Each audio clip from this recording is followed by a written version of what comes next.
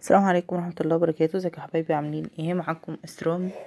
النهارده ان شاء الله هتكون معانا شقة حلوة جدا جدا. انا بحب اعمل جولات في شقق علشان العرايس تاخد افكار، وكمان اللي بتحب تجدد في البيت بتاعها تاخد افكار.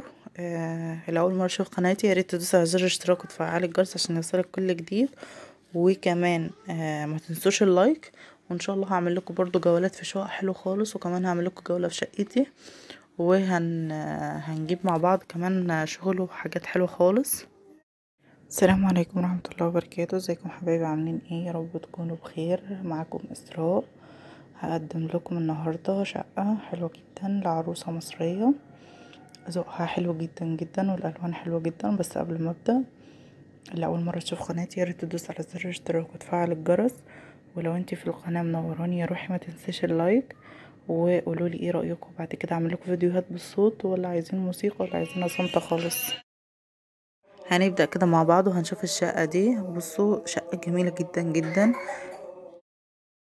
اول حاجة شفنا طبعا الصالون كان عامل ازاي، وفي كمان انتريه. بصوا الالوان حلوة جدا، عاملة بانشنج حلو خالص. الالوان فظيعة. اللون الكشمير مع اللون اللي هو البترولي ده تقريبا، والسفرة والنيش تحفة. التقسيم، بص الركنة عاملة ازاي. اوضة الليفنج دي حلوة جدا جدا وهادية، هادية جدا مفيهاش اي حاجة. عاملة اللي هي الركنة، ونصها اللي هو الشازلونج دي الشاشة والمكتبة بتاعتها. وكمان بصوا الالوان هادية جدا، حاسة فيه بساطة وحلوة خالص. الجزامة وكمان المراية اللي بتبقى فوق الجزامة دي حلوة جدا جدا. البنات العرايس بياخدوا افكار حلوة جدا.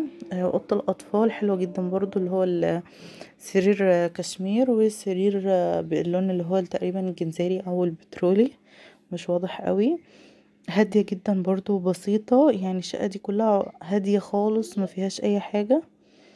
الوانها كمان جميلة ومساحتها حلوة معقولة. لو حابين اعمل لكم جولة في شقتي انا كمان قولولي، بس عايزة منكم تشجيع وعايزة منكم لايكات كتير. وقولولي المرة الجاية بقى انا انزل لكم فيديو بالصوت ولا عايزينه صامت.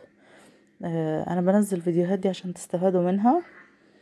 الأوضة دي حلوة خالص، بس انا ما بحبش الكلاسيك قوي في اوض النوم. بحس ان المودرن احلى، ده تفضيلي الشخصي، بس في ناس بتبقى عاجباها، بس هي جميلة. بس كتفضيلي انا الشخصي لا، بحب المودرن اكتر.